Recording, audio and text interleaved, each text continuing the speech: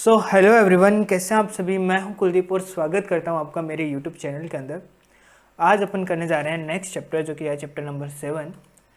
लेकिन उससे पहले अब इस लेक्चर से ऑनवर्ड्स जितने लेक्चर लूँगा मैं, आपसे पहले कॉन्सेप्ट डिस्कस कर लूँगा मेरे नोट से, एंड देन फिर अपन इनके जाके क्वेश्चन कर लेंगे।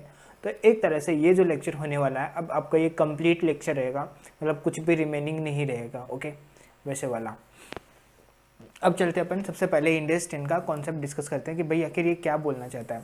तो जो इंडियस 10 है, सबसे पहले ये बात करता है इवेंट्स के बारे में। इवेंट्स मतलब कि कोई भी इवेंट हो सकता है। जैसे हमारे केस में इवेंट क्या होता है, लाइक आप कहीं जा रहे थे, आपको चोट लगी, ये आप एक इवेंट है। ओके, मतलब कोई भी छोटी से छोटी घटना जिसका आपकी लाइफ पे कोई इम्पैक्ट आ रहा है, वो आपके लिए इवेंट होती है। ओके, तो इवेंट होता क्या है, इसका टेक्निकल मीनिंग समझते हैं।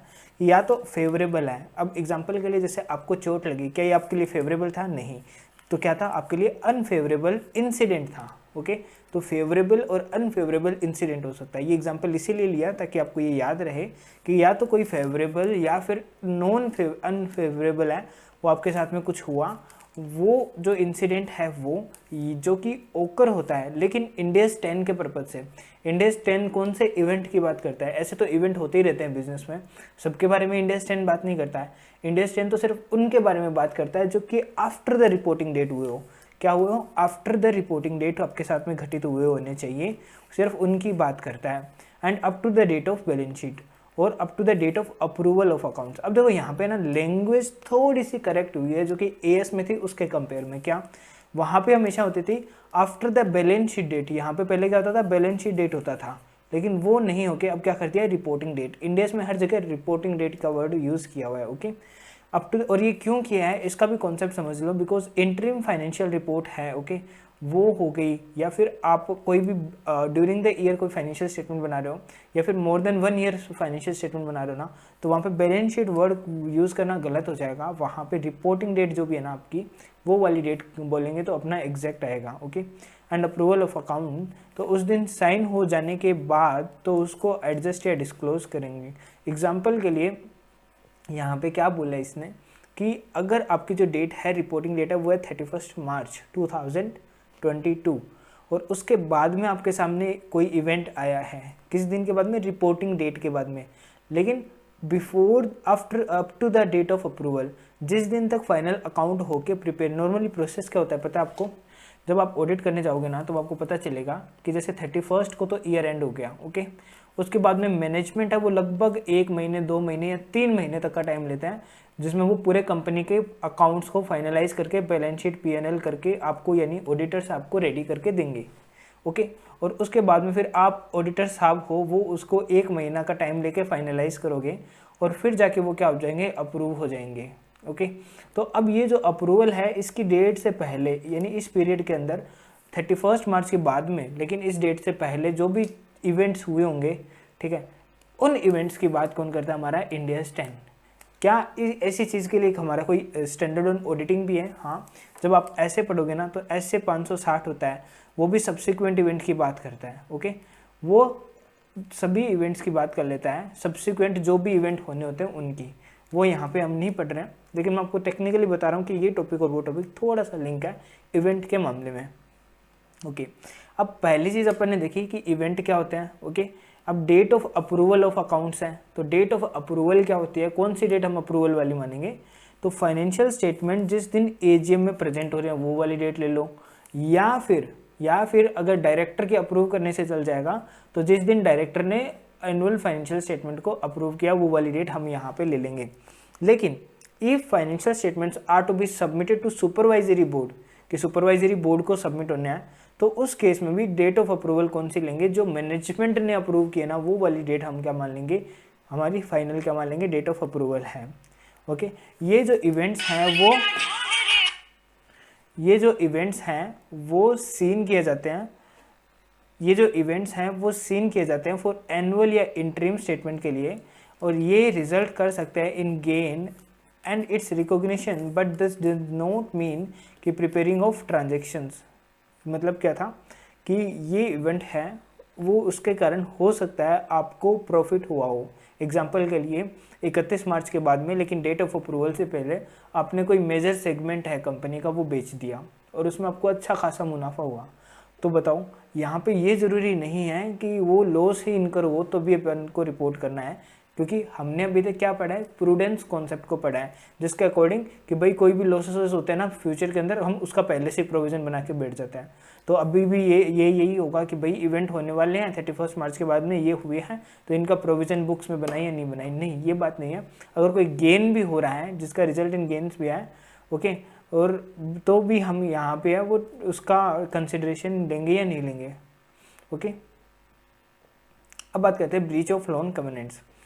ये वाला कॉन्सेप्ट अपन ने इंडेस 1 के अंदर भी पढ़ा है, जहाँ पे आता था कि अगर लोन कवेनेंट्स है वो ब्रीच हो गई तो क्या होगा, कि समटाइम्स जो लोन्स कवेनेंट्स है वो ब्रीच कर ली जाती है by balance sheet date after reporting if entity event occurred that rectify the breach. देखो कई बार क्या हो जाता है, लोन कवेनेंट है, मैंने लोन ले रखा है, ओके, कवेनेंट मतलब कि रूल्स, ठीक है। तो नॉर्मली क्या है, मैंने SBI से लोन लिया, ओके, कितने का लिया, 5 करोड़ का लोन लिया, कब लिया, 2 साल पहले।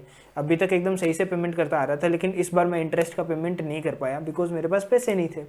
अब पैसे नहीं थे, मैं लोन का इंटरेस्ट का पेमेंट इंस्टॉलमेंट पे नहीं कर पाया, तो अब बताओ यहाँ पे क्या हो गया, ब्रीच हो गया।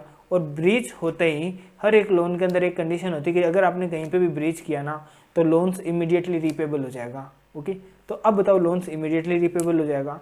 अगर ये जो घटना है, जो लोन ब्रीच हुआ है, वो बैलेंस शीट डेट के बाद में होती है तो क्या होगा, पहले होगी तो नो डाउट अकाउंट फॉर होगी, लेकिन बैलेंस शीट डेट के बाद में यानी कि रिपोर्टिंग डेट के बाद में होती है तो अगर कोई ऐसा इवेंट है जो कि रेक्टिफाई करता है ब्रीच को, देन ऐसे इवेंट्स को हमेशा एडजस्टिंग, मतलब ब्रीच आपका पहले से हो रखा था और आपने क्या किया, 31 मार्च के बाद में बैंक से बात करी और उसको रेक्टिफाई करवा लिया, तो ये एडजस्टिंग इवेंट होता है और इस केस में हम ब्रीच को इग्नोर कर सकते हैं।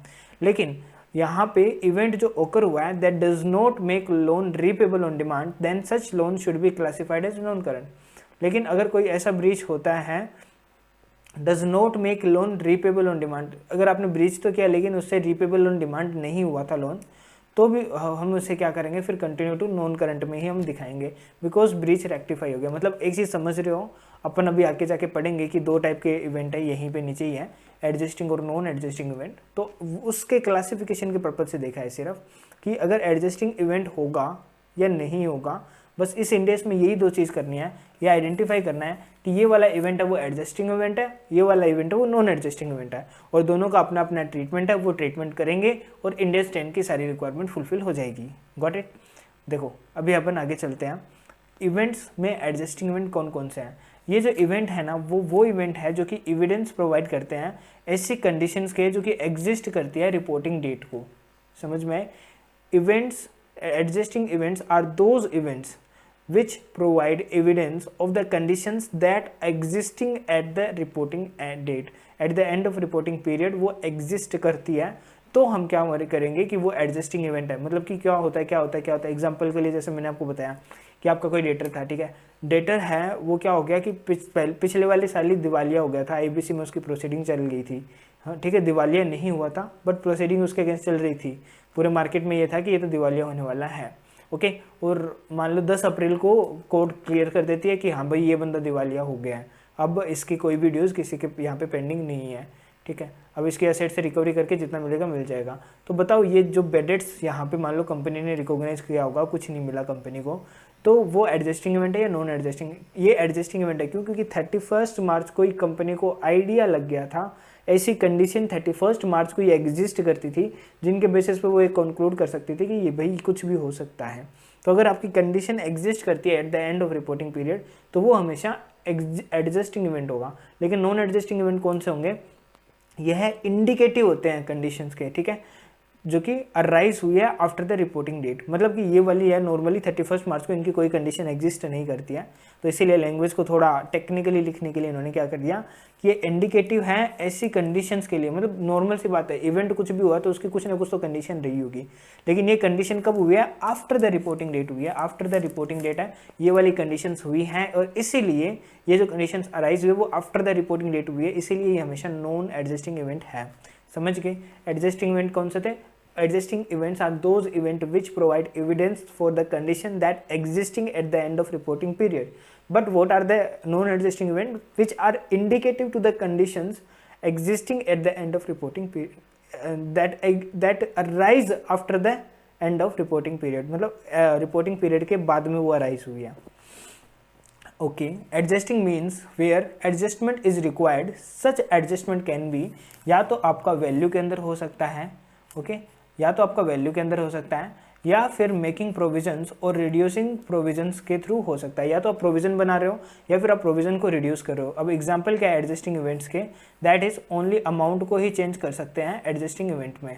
ओके, अब यहाँ पे ना एक चीज़ ध्यान रखना, सिर्फ अमाउंट होता है ना, अपन उसी को एडजस्टिंग इवेंट में चेंज करते हैं, ये नहीं है कि कोई नई एंट्रीज लेके आ जाएंगे वगैरह वगैरह, अमाउंट ही चेंज होती है। Okay, frauds that awkward after reporting period but found out after reporting period, ठीक है, कोई भी फ्रॉड है, मतलब हो कब गया था वो 31 मार्च से पहले ही हो गया था, लेकिन आया कब आपके सामने 31 मार्च के बाद में आया है, तो अब बाद में आया तो फिर आप यहाँ पे कंसीडर करोगे उसे as an adjusting event.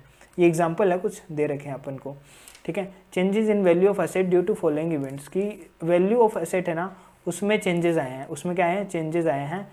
Reason क्या है, फॉलोइंग इवेंट्स, बिकॉज या तो बेड डेट्स हुआ है या फिर स्टॉक्स जो है, if value of NRV decline due to event occurring post reporting period, मतलब स्टॉक एग्जांपल के लिए उसकी क्लोजिंग स्टॉक की वैल्यू लोगे आप ईयर एंड के टाइम पे, जो आपने क्लोजिंग स्टॉक की वैल्यू ली है वो वाली वैल्यू, मान लो 5 तारीख को कुछ और हुआ, कुछ न कुछ इवेंट हुआ और उसके कारण उसकी वैल्यू गिर गई, तो वो भी हमारा किस में आएगा, एडजस्टिंग इवेंट में आएगा। ओके, बेड डेट्स हैं, मतलब डेटर इम्पेयर कब हो गया था, 31 मार्च को इम्पेयर हो चुका था। इम्पेयर बोले तो मतलब कि वो अपने आप में ही खत्म सा हो चुका था, हमें पता है। ओके, और बाद में क्या हो जाता है, उसका रिजल्ट आ जाता है कि भाई वो बेड डेट्स हो गए पूरे, वो डूब चुके अब, तो फिर वो भी एडजस्टिंग हुए हैं। यहाँ पे हमारी वैल्यू ऑफ एसेट के अंदर चेंज हुआ है।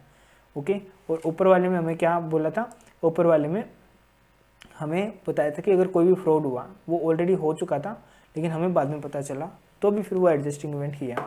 If any event occurs after reporting date which effect going concern to the entity, और मान लो कोई चीज़ ऐसी, ये एक स्पेशल केस है यहाँ पे, ठीक है, मतलब कोई भी इवेंट जो कि क्या हुआ था, जो कि आफ्टर द रिपोर्टिंग पीरियड हुआ था, आफ्टर द रिपोर्टिंग पीरियड वो इवेंट ऑकर हुआ, लेकिन अब हुआ क्या, ये जो इवेंट है ना, इसकी कंडीशन 31 मार्च को एग्जिस्ट करे चाहे नहीं करे, लेकिन ये जो इवेंट है उसके कारण हमारी पूरी गोइंग कंसर्न के ऊपर क्वेश्चन खड़ा हो गया है कि हम अब आगे चल भी पाएंगे या नहीं चल पाएंगे।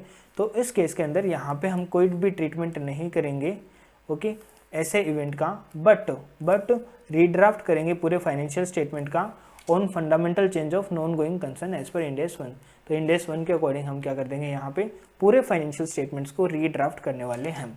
ओके, अब करते हैं डिस्क्लोजर की बात। तो डिस्क्लोजर के केस में क्या है कि हमें अप्रूवर पार्टी का नेचर देना है। ओके, किस दिन डेट ऑफ अप्रूवल, मतलब कि मैनेजमेंट ने किया, सुपरवाइजरी बोर्ड ने किया, डायरेक्टर्स ने किया, किसने किया। ओके, एंड अगेन अगर अमेंड हुए हैं तो फिर हम यहाँ पे उसकी डिटेल्स देंगे कि भाई क्यों हुआ है और कहाँ पे हुआ है और क्या अथॉरिटी थी उसकी। ओके, डिस्क्लोज करेंगे पार्टी को नाम और उसके पावर क्या है ऐसी पार्टी को। ओके, अब नॉन एडजस्टिंग इवेंट में हमें क्या क्या डिस्क्लोज करना है, अगेन नेचर ऑफ इवेंट क्या है, इफेक्ट क्या रहा है एसेट या लायबिलिटी पे, और जो भी इफेक्ट है अगर वो डिटरमाइन नहीं कर पा सकते हो, आप एस्टिमेट नहीं कर सकते हो, तो डिस्क्लोज करो इस फैक्ट को कि भाई ये नॉन एडजस्टिंग इवेंट है, और इसका मतलब एडजस्टिंग इवेंट से अमाउंट में हमारा चेंज आएगा फाइनेंशियल स्टेटमेंट के आइटम में, ठीक है, लेकिन नॉन एडजस्टिंग इवेंट का सिर्फ डिस्क्लोजर होने वाला है। साथ साथ में अपेंडिक्स है जो कि बात करती है इंड AS 10 के रिगार्डिंग, वो बोलते हैं कि डिस्ट्रीब्यूशन ऑफ डिविडेंड है वो फॉलोइंग जनरल एंट्री आपको रिक्वायर्ड है, क्या, रिटेन अर्निंग को आप डेबिट करोगे एंड डिविडेंड पेबल को आप क्रेडिट कर दोगे, अगर आप क्या करते हो, डिविडेंड को डिस्ट्रीब्यूट करते हो तो। ओके, और जब भी आप कैश में पे करोगे तो जो आपने एक्चुअल अमाउंट पे की है वो आप एंट्री कर दोगे, अगर नॉन कैश है तो जो भी एसेट आपने दिए वो कर दोगे, और अगर चॉइस है तो फिर वो जो भी करेंगे मतलब इन दोनों का मिक्सचर हो जाएगा यहाँ पे। ओके, यहाँ मतलब फेयर वैल्यू ऑफ एसेट से प्रोबेबिलिटी मल्टीप्लाई कर दो नॉन कैश की, और कैश पेबल से प्रोबेबिलिटी ऑफ कैश को मल्टीप्लाई कर दो, ये आपकी स्पेसिफिक अमाउंट आ जाएगी। डिविडेंड पेबल है वो रीएस्टिमेट किया जाएगा बैलेंस शीट डेट को, एंड कोई भी चेंज होगा वो एडजस्ट किया जाएगा हमारी रिटेन अर्निंग के अंदर। जब भी हम पेमेंट कर देंगे ना तो डिविडेंड पेबल है वो अगेन रीएस्टिमेट किया जाएगा, और कोई any change adjusted in retained earning, और कोई भी चेंज होगा तो वो हमारी रिटेन अर्निंग के अंदर एडजस्ट किया जाएगा। जो भी डिविडेंड पेबल है डेबिट हो जाएगा टू कैश हो जाएगा, ये नॉर्मल एंट्रीज हैं। ओके, डिविडेंड के regarding before distribution of dividend in non cash form asset है वो ब्रॉट टू FVTPL अकाउंट, वो FATPL के अंदर लेके आ जाएंगे। On the date of declaration of dividend and balance sheet date the value of asset held for distribution is dealt by Ind AS. तो जो भी वैल्यू ऑफ एसेट है वो डील किसके द्वारा की जाएगी, इंड एस के अकॉर्डिंग डील की जाएगी। और इसके साथ में है वो हमारा यहाँ पे इंड एस 10 का मेन कॉन्सेप्ट सारा खत्म हो गया है जो मेरे रजिस्टर से मैंने कराया। अब एक बार ICAI का मटेरियल भी मैं आपको दिखा देता हूँ कि ICAI के मटेरियल में क्या है क्या नहीं है। ओके, ICAI का मटेरियल, ओके सी ये ICAI का मटेरियल है। एज यू कैन सी सबसे पहले आ गया हमारा यहाँ पे events after the reporting period. Okay, जहाँ पे हमने रेलेवेंट टर्म्स जैसे कि event after the reporting period, date of approval क्या है, एडजस्टिंग इवेंट कौन से होते हैं और नॉन एडजस्टिंग इवेंट कौन से होते हैं, ये सारे डिस्कस किए। साथ साथ हमने डिफ्रेंशिएट कर लिया between adjusting event and non adjusting events के अंदर in terms of the treatment and disclosure के रिगार्डिंग एंड अंडरस्टैंड किया है। साथ में ट्रीटमेंट फॉर स्पेशल केसेस के लिए हमने ट्रीटमेंट भी समझ लिया है। ओके, कौन कौन से थे, जैसे कि लॉन्ग टर्म लोन अरेंजमेंट। अब ये कौन सा वाला था, ये हमारा ब्रीच ऑफ लोन कवेनेंट वाला था। ओके, गोइंग कंसर्न के केसेस में क्या होंगे, ये तो फंडामेंटल एजम्पशन चेंज है और इस केस के अंदर फंडामेंटल एजम्पशन चेंज है तो पूरे अकाउंट से वापस से क्या किए जाएंगे, रीड्राफ्ट किए जाएंगे, राइट। ये तो स्पेशल केस हमने डिस्कस कर लिए थे। रिकॉग्निशन मेजरमेंट क्या होंगे, एडजस्टिंग इवेंट और नॉन एडजस्टिंग इवेंट की डेफिनेशन हमें दे रखी है, वो हमें फॉलो करनी पड़ेगी। डिविडेंड पेबल का, डिविडेंड का मेजरमेंट एंड प्रेजेंटेशन डिस्क्लोजर भी हमने डिस्कस कर लिया and date of approval and non adjusting event क्या होता है वो भी हमने कर लिया। यहाँ पे इंट्रोडक्शन दे रखा है कि कोई भी कंपनी वो सेम डे पे इंफॉर्मेशन प्रेजेंट नहीं कर सकती है, तो वो 1 साल के लिए बनाती हैं और 1 साल के लिए जब भी बनाती हैं तो फिर जब तक फाइनल होते हैं तब तक कुछ ना कुछ घटनाएं हो जाती हैं और उन घटनाओं के कारण है वो इनके फाइनेंशियल स्टेटमेंट पे इम्पैक्ट आ सकता है जो कि यूज़र के डिसीजन को इम्पैक्ट करने वाले हैं। ओके, फिर ऑब्जेक्टिव बताया है जहाँ पे बोला है कि एंटिटी है वो फाइनेंशियल स्टेटमेंट को उन सभी इवेंट्स के लिए एडजस्ट करेगी और साथ साथ में डिस्क्लोज करेगी about the date and when the financial statement है वो अप्रूव हुए हैं। तो अब ऑब्जेक्टिव क्या है, अगेन एडजस्ट करना फाइनेंशियल स्टेटमेंट को उन सभी इवेंट के लिए जो कि होने चाहिए उसमें एडजस्ट, यानी कि एडजस्टिंग इवेंट के लिए। डिस्क्लोजर दो आप दोनों के लिए and after the reporting period के लिए और before the date of approval of issue and not to prepare financial statement on a going concern basis, अगर वो गोइंग कंसर्न बेसिस को फॉलो नहीं करते तो। स्कोप में अकाउंटिंग बोला है और डिस्क्लोजर बोला है दोनों का। इंड एस 10 है वो event after the reporting period है, ठीक है, तो उनके अकाउंटिंग की और डिस्क्लोजर की बात करता है। Okay, event after the reporting period है तो उस केस में क्या होगा, see start of the reporting date, यहाँ से रिपोर्टिंग डेट स्टार्ट हुई है और यहाँ पे शेयर होल्डर की मीटिंग होनी है तो इस बीच में रिपोर्टिंग पीरियड खत्म हुआ। ओके, ये जैसे 1 अप्रैल है, मैं डेट क्लिक के दिखा देता हूँ आपको। ये पता है क्यों करा रहा हूँ, ताकि आपको स्टडी मेट से ना डर एकदम पूरी तरह से खत्म हो जाए। ये 1 अप्रैल 21 को चालू हुआ था, ये 31/3/22 को ख़त्म हुआ। ओके, और फाइनल स्टेटमेंट ऑथराइज किए मान लो 14 मई को 22 को। यहाँ पे इंफॉर्मेशन पब्लिकली अवेलेबल कब हुई, एग्जांपल के लिए मान लो 8 अक्टूबर 20 को, और फिर यहाँ पे शेयर होल्डर की मीटिंग हुई 11 नवंबर 20 को। ओके, तो 11 नवंबर 20 है वो यहाँ पे शेयर होल्डर की मीटिंग हो रही है और इस दिन तक क्या मान लिया जाएगा, जितने इवेंट कवर हुए हैं वो आपकी क्या मान ली जाएगी, हमारी एडजस्टिंग इवेंट के आ जाएंगे। फिर एक एग्जाम्पल दे रखा है। ओके, एग्जाम्पल आप पढ़ लेना, ये वाले एग्जाम्पल कुछ काम के नहीं होते हैं, जो इलिस्ट्रेशन आते हैं ना वो अच्छे क्वेश्चन को कवर करते हैं। अगर आप कंपनी हो या फिर कोई अदर एंटिटी हो तो क्या करने वाले हो, किनके केस में, अप्रूवल ऑफ फाइनेंशियल स्टेटमेंट। तो अप्रूवल ऑफ फाइनेंशियल स्टेटमेंट हमने देखा, अगर आप कंपनी हो तो जब भी आपके एमडी या फिर शेयर होल्डर है वो एजीएम के अंदर आपको क्या कर देते हैं, अप्रूव कर देते हैं, वो वाली डेट हो जाएगी। ओके, और अगर नॉर्मली कंपनी नहीं हो तो एमडी जब अप्रूव करता है वो वाली डेट हो जाएगी। एमडी बोले तो मैनेजिंग डायरेक्टर या फिर डायरेक्टर बोल दो आप इसको, ठीक है, वो जिस दिन अप्रूव करेगा, या फिर आपकी सुपरवाइजरी बोर्ड है तो उस टाइम पे भी जो मैनेजमेंट अप्रूव करता है वो वाली डेट आपकी ले ली जाएगी। और यही यहाँ पे लिखा हुआ है, दिखाऊँ, ठीक है, when the board of director approve the same. अगर कंपनी है तो बीओडी अप्रूव करेगी। एंड अदर केसेस के अंदर ठीक है, entity is submitted to financial to approval for the function have been approved by the board for issue। Approve कौन करेगा, बोर्ड ही करेगा अगेन यहाँ पे। Okay, and financial statement will be consider as the date of approval board of directors only. ये तो company की बात कर रहा है, यहाँ पे अप्रूविंग अथॉरिटी जो भी होगी ना ये उसकी बात करता है, ठीक है। अगेन सुपरवाइजरी बोर्ड को भी जा रहे हैं तो जिस दिन मैनेजमेंट ने अप्रूव किए हैं, ओके, ये इनकी एग्जांपल है, एक बार बस पढ़ लेना।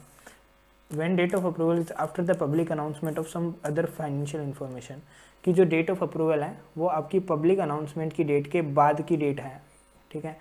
डेट ऑफ अप्रूवल आपकी जो पब्लिक अनाउंसमेंट हुई है उसके बाद की डेट है, तो उसके अंदर ऑल इवेंट्स अब आते हैं to date and when the financial statement approved होते हैं। ओके, और ये इसका एग्जांपल दे दिया है। सी, अब यहाँ पे एग्जांपल 1 ये देखने लायक है, इलस्ट्रेशन 1। ओके, अब ये सारे क्वेश्चन अपन क्या करेंगे अपने क्वेश्चन बैंक से, अभी नेक्स्ट वीडियो में मैं आपको डिस्कस करा दूंगा। ओके, यहाँ पे टोटल 3 एग्जांपल हुए हैं। यहाँ पे कंपनी रिपोर्ट कैसे करेगी अनफेवरेबल इवेंट्स को, तो स्टैंडर्ड क्लियरली स्टेट करता है कि जो भी इवेंट हुए ना वो फेवरेबल भी हो सकते हैं एज वेल एज अनफेवरेबल भी हो सकते हैं, इसीलिए एंटिटी को दोनों रिपोर्ट करने हैं। ये नहीं कि सिर्फ अनफेवरेबल रिपोर्ट करेगी, फेवरेबल भी करो। अब एडजस्टिंग इवेंट और नॉन एडजस्टिंग एविडेंस जो कि कंडीशंस को इंडिकेट करते हैं जो कि एग्जिस्ट करती है at the end of reporting period, यही बोला मैंने exactly, and after the reporting period है तो वो उनको इंडिकेट कर रहा है। Events after the reporting period है, ठीक है, वो अगर इसमें हमको दोनों लेने हैं, बोथ लेने हैं, फेवरेबल हो या चाहे अनफेवरेबल हो, एंड ये ओकर होने चाहिए बिटवीन द इस डेट के अंदर और बोर्ड ऑफ डायरेक्टर है इन केस ऑफ कंपनी के द्वारा या फिर बाय द अप्रूविंग अथॉरिटी के द्वारा in case of any other company.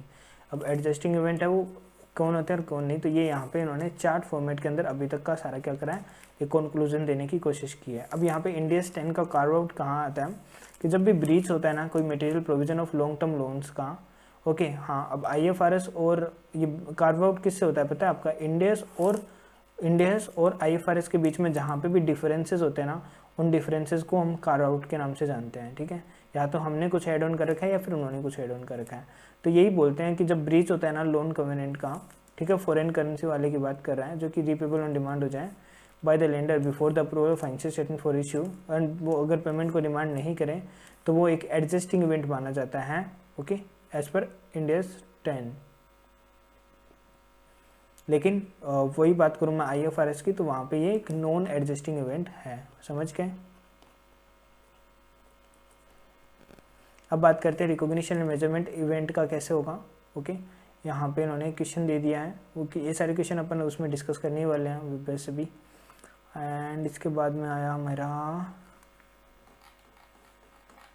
Question number 7 हो गया, उसके बाद में उसी का आंसर चल रहा है। यहाँ पे इन्होंने बोला अकाउंटिंग ट्रीटमेंट क्या होगा एंड डिस्क्लोजर क्या होगा। Accounting treatment disclosure non adjusting event का अगर वो रिपोर्टिंग पीरियड के बाद में होते हैं तो अगेन हमने ये भी पढ़ लिया है, इनका सिर्फ डिस्क्लोजर ही जाएगा। आप नेचर भी बताओ, एस्टिमेट करो कि इफेक्ट कितना आएगा, और एस्टिमेट है वो कब नहीं किया जा सकता, वो वाला डिस्क्लोजर देना है। अब लॉन्ग टर्म लोन अरेंजमेंट का अच्छे से डिस्कस कर लिया यहाँ पे, और अब नेक्स्ट उसका गोइंग कंसर्न का भी कर लेगा। ओके, अब इसके बाद में मैं आता हूँ इंड AS 8, 9, ये लगभग 9 क्वेश्चन हो गए। डिविडेंड का ट्रीटमेंट क्या है, डिविडेंड का भी मैंने आपसे डिस्कस कर लिया है। ओके, यहाँ पे इसके भी 2 एग्जाम्पल और हो गए। एंड यहाँ पे आ गया फिर डिस्क्लोजर क्या है, तो date of approval for issue वो आपको डिस्क्लोज करनी है। ओके, साथ साथ में आपको disclosure about condition at the end of reporting period है उसको भी डिस्क्लोज करना है। एंड इसके बाद में आता है disclosure of non adjusting event after the reporting period, आपको डिस्क्लोज करना है कि क्या क्या डिस्क्लोजर, वही नेचर, अमाउंट, एस्टिमेट्स कितना आ रहा है। ओके, कोई बिजनेस कॉम्बिनेशन हुआ तो वहाँ पे कितना होगा, प्लान अगर डिसकंटिन्यू ऑपरेशन के रिगार्डिंग है तो क्या है, मेजर परचेज क्या है, डिस्ट्रक्शन क्या है, मेजर प्रोडक्शन प्लांट का, ठीक है। तो ये सारी इन्फॉर्मेशन मेरी यहाँ पे जाएगी।